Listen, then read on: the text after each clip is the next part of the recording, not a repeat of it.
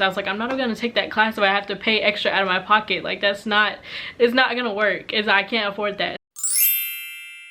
Hey you guys, and welcome back to my channel. If you're new here, my name is Najaa and I make college or lifestyle related content. So today's video is the second video in my little how to choose a college series that I'm doing on my channel up until May 1st, which is National Decision Day, in efforts to help you guys choose a school and know if Stanford is right for you or not. So today I'll be talking about all the things that I do not like about going to Stanford University, and in the next video I'll be talking about all the things I love and all the pros of going to Stanford, but today we're going to be talking about the cons. I encourage you guys to watch both of these videos, this one and the next one that I'm going to put out, just so you can get a holistic perspective of Stanford and know if this is the right school for you or not. Don't just watch the cons one and be like, ew, or don't just watch the pros ones and be like, woo, I'm going to go there. So make sure you get both of these perspectives and watch both of the videos that I'm about to put out over the next week. So make sure to like, comment, and subscribe, and follow me on Instagram if you have any questions. But let's just get right into this video. Okay, so two quick disclaimers that I want to make before we even jump into the dislikes is that, one, these are all my opinions and some of my friends' opinions because they helped me put the video list together, but this is all from my perspective, my experience. So maybe if you talk to another Stanford student, it might not be the same, but this is the stuff that I don't like about Stanford. And number two is that I acknowledge my privilege and how fortunate I am to be able to attend Stanford University, and I'm so grateful to have this opportunity to study at such an amazing university. But there are things that I wish were different and that I wish Stanford would handle better. That being said, I still love the university. I wouldn't choose to go any other place, and all colleges have their problems, and it's up to us and up to the administration to work together to solve these problems. So I just wanted to make those two quick announcements before we get into the video, but now I can start with number one. Okay, so the first thing that I don't like about Stanford is the Stanford Bubble. So you guys have probably heard of this thing called the Stanford Bubble, and it's basically how isolated Stanford is, in that it's basically so big of a campus that no matter how far you go across the campus, it still feels like you're in this Stanford bubble. You barely get off campus. You don't have access to like other students at other universities. You don't have access to big cities. And there are kind of subcategories that fall under this, but it's basically the idea that you're just in this bubble 24/7. You don't really leave. Everything you need is on campus, so you have no reason to leave, and it gets kind of monotonous, I guess, just being on campus. And that's definitely something that I've struggled with. Even though I try to get off campus more and more, it's definitely like a Stanford bubble for real. Like, I'm usually on campus the whole time. There's really no reason to leave unless I go to Walmart, and even then that's like 15 minutes on the shuttle. So it's kind of just a weird like thing. It's not super horrible, but it is one of the things that I don't like about Stanford. And then another subcategory under that is that it takes a while and it is expensive sometimes to leave campus. So even if you do escape the Stanford bubble, it's going to cost you a little bit of money if you're Ubering, if you're taking public transportation. Unless you bike to like the nearby towns and you don't spend any money on transportation, you're still going to spend money on food or whatever else you went out to get. I don't get off campus that much, but next year that's something I'm definitely going to try to do, but I know I need to have money and time for that because it literally takes so long to get off campus. Like, you can be driving for 20 minutes and still be on Stanford's campus, especially with all the stop signs and bikes everywhere. So it's just kind of a hassle to get on and off campus, and then there's not that much around it. So that's just one thing that I don't like. So the second thing that I don't like is kind of trivial, but it's about the lack of access to restaurants and fast food places on campus. So you may or may not know that Stanford has very little like fast food chains or restaurants on its campus besides the Stanford shopping mall. I know in other like universities or colleges you might be able to go to like Chick-fil-A, or you might have access to all these other places that might not be on campus but they're like in the vicinity that you can like walk to. With Stanford, you have kind of limited options aside from your dining hall, but there's just not as many like super good food places to eat that are right on campus. So you'd have to leave campus to go, which, as I said before, is expensive and takes a lot of time. But this is very trivial because we do have the dining hall food and we do have some options like Subway and Panda Express, but all of these things can get very tiresome after spending 3 or 4 years on campus. So just keep that in mind. But you do have access to ordering food. Like, I order Chick-fil-A, I order Popeyes, and there's some other places that you can order from, but that's just one of the things that I wish we had more of. I wish we had more on-campus restaurants, more access to like a variety of food options. So the third thing, which is really surprising to me that I was not expecting, I thought people were exaggerating when they told me that the Stanford Wi-Fi suck. And it's not even like it's slow, it just disconnects me like every 15-20 minutes. Like, even if I close my laptop and open it, disconnected. If I like stop using my laptop for a second, disconnected. And it's not even like the Wi-Fi is slow. Like I said, it's actually pretty fast. It uploads YouTube videos like that, but every time like it just disconnects me no matter what. Like there's 3 different Wi-Fi networks that we can connect to, and all of them literally keep disconnecting me, and then it takes me like 15-20 minutes to reconnect, and it just puts a real hinder on my motivation and my productivity, because I'll be like in the zone and then it stops working and I'm like, well, so it's just kind of annoying. And I realize my privilege in saying that, but I just wish the Wi-Fi was better and more reliable, I guess, because instead of always disconnecting me. The 4th thing that I don't like about Stanford University is the unnecessary fees that we have to pay for everything. So this might be a college thing in general or just a Stanford thing, I don't know, but we have to pay for printing. We have to pay for like different course fees, lab coats, textbooks. And I know textbooks are like a universal thing and probably lab coats, but I don't like how there's course fees associated with some like courses. Like I feel like that should come out of our tuition or something. Like some of the fees that we pay almost $80,000, which is another thing that I don't like that I will discuss in a second. But I just feel like we shouldn't have to pay all these unnecessary things. I believe in the free printing and free courses. I don't think we should have to pay anything extra. That's one thing that I don't like, and I haven't actually paid any. Like there hasn't been a class where I'm like, okay, I like this class enough to go and pay that $35. I saw one was like $100 something. I was like, I'm not gonna take that class if I have to pay extra out of my pocket. Like it's not gonna work. I can't afford that. It's not like so many classes have course fees, but there's a few like wellness classes that have like $35 course fees, and just a few other classes that we have to pay out of pocket for that I just really don't like. And then we do have to pay for printing, especially if you print in your dorm or at the library or at Old Union. You have to pay like 15 cents per page, and you have to pay for color. But there are free printing stations at the Black House, the Women's Community Center, just like all the different community centers. There is free printing, but it's just kind of inconvenient to have to do that. If I need to print something, I will go and print it for free. But that is one thing that I don't like, is all the unnecessary fees that we have to pay out of pocket on top of what we're already paying for, which leads me to my next thing that I don't like. So number 5 is that the school is so expensive, and I don't even know what to say about it. Almost $80,000 per year.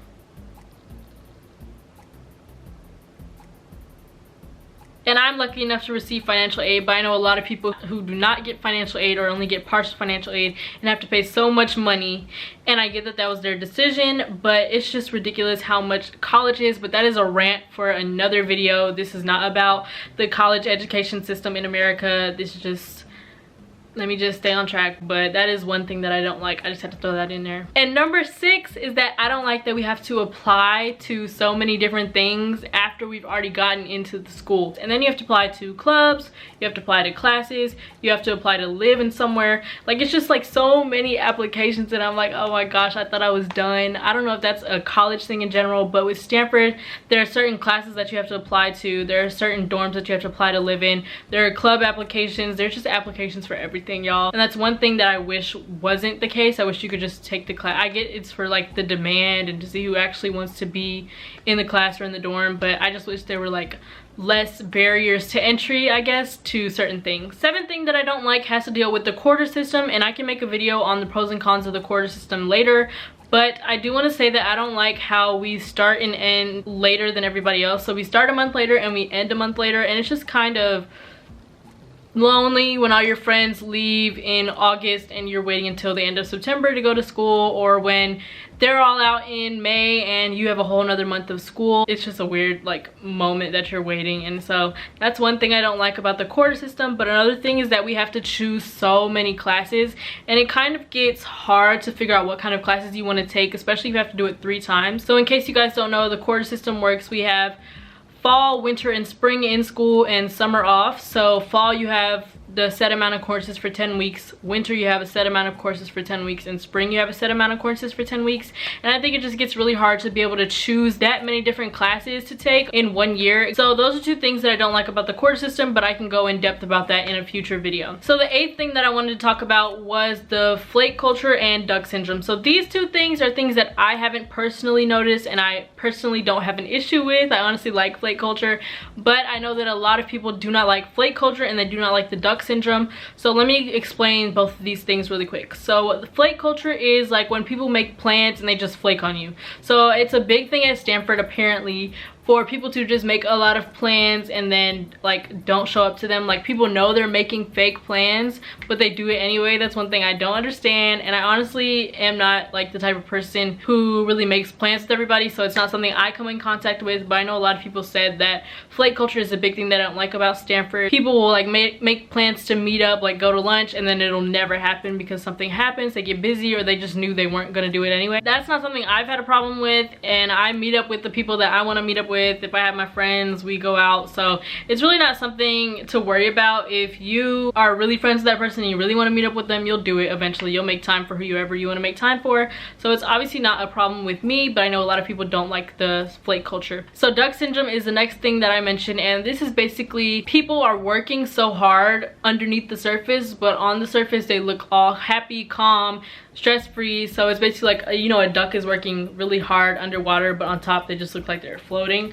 So that's what duck syndrome is. And honestly, I haven't encountered duck syndrome or like seen it that much in my experience, my first year experience at Stanford. People are usually very honest if they're struggling, always willing to ask for help or help somebody out. So it's not really something that I dislike, just because I haven't come into contact with that yet. I feel like people have been very open and honest about their struggles and lean on each other for support. So, but I know a lot of people say that duck syndrome is real, so I wanted to mention that in this video. Okay, so the ninth thing that I wanted to mention, and this is a big thing as well, is that the administration doesn't really seem to listen to student concerns. This is a perfect example, is the situation that we're in right now with the COVID-19 coronavirus spreading. Stanford has made a lot of changes regarding classes, regarding being on campus, and they've asked for student feedback on a couple things that they just have not really taken into consideration. For example, they changed the grading scale from A's, B's, C's, the regular grading scale, to satisfactory, no credit. And they had a town hall meeting on Zoom where all the students could join in, and I think one of the representatives for the student body could talk about student concerns, but they just didn't seem to be listening to anything we were saying. And we advocated for a lot of different, we had like multiple options lined up that they could choose from, and they just chose that one without really any regard to what we were saying. So I feel like that's a perfect example. So they say that they're taking our problems into consideration, our opinions, but it doesn't really seem that way. So that's something we're gonna have to work on, and I know they're continuing to try to work on it. I know they're very stressed, but that is definitely a problem that needs to be addressed, especially with other things. It's not just this coronavirus thing, but there are other things that have happened in the past that they need to work on, getting student opinions on, and actually putting solutions into place to help the students out. And another thing with the administration and this coronavirus situation is that they are refusing to pay their workers that they have laid off due to the coronavirus. And if you want to support this cause, or if you want to help them fundraise money, please follow Stanford's Stanford SWR, Stanford Students for Workers' Rights. So go follow them on Instagram. You can send money to the Venmo and donate to the cause, and this will go to people who have been laid off and are not receiving support from Stanford University. So that's one thing I also don't like, is how they're handling this whole coronavirus situation. But just the administration has a couple problems that they need to address in general. The 10th thing that I don't like is the imposter syndrome. So if you are unaware, the imposter syndrome is basically the feeling that you don't belong at Stanford, or that you only got in because of some lucky like fluke, or basically that you're being an imposter by being a Stanford student and that's not who you truly are. And I haven't felt this way like as heavily. Like sometimes I'm like, wow, what am I doing here? But most of the time it's been a very positive experience for me. But I know a lot of people struggle with imposter syndrome and feeling like they don't belong at Stanford, and so I really wish that like that wasn't the case. But I know coming to a place such as Stanford, or any top school, or any like higher institution in general, you might feel lesser than some people around you because they're like, they have a different talent than you, or they seem smarter than you in one area. But I just want you guys to remember, this just turned into a whole advice video, but I want you guys to remember that you deserve your spot at Stanford University. And if you ever feel like this, make sure to remember who you are, remember what you've accomplished, and just realize that you're meant to be here, and just keep working hard and you'll be able to succeed just like everybody else at that school. So I know that's a problem for a lot of people, so I wanted to address that as well. Okay, so the last issue, and this is probably the most trivial out of all of them, I don't know why I saved this one for last, but it's the mailing system at Stanford. So students have two options to get mail. It's either send it to their P.O. box or send it to FedEx. And y'all, the FedEx be taking so long to process packages. I think this is a college thing in general, but the mailing system is kind of unreliable. Not because they lose packages or like misplace them or like break them, but because you can order something that'll be delivered on Thursday and you won't get it till like Sunday or Monday. That's just something I don't like, but that being said, I know they work really hard and they get a ton of packages, so it's kind of really trivial. I just wish that mailing was a lot less complicated and required a lot less time than it does, but either way, it's fine. It's really not that serious. It's just something I wanted to mention that you might encounter when you get on campus. So those are the 10, kind of 11-ish dislikes and cons that I have about Stanford University that I've come up with. If you guys want to ask about anything else, go ahead and ask in the comments below and I can address it in a future video. But make sure to watch the next video because I'll be talking about stuff that I love about Stanford and all the pros of attending Stanford. And I honestly have a lot more of those than I have cons. I honestly struggled with coming up with some of the cons for this video just because like a lot of this stuff is really trivial, but some stuff is really serious, like the administration, the cost, stuff like that. But it is, like I said before, such a privilege to be able to attend Stanford, and I'm really glad with my decision and I wouldn't change my experience for the world. So I hope you guys take that into consideration when you're considering if you want to come to Stanford or not. But I hope this helped a little bit. So thank you guys so much for watching. Make sure to like, comment, and subscribe, and follow me on Instagram if you have any questions. But I will see you guys on Friday.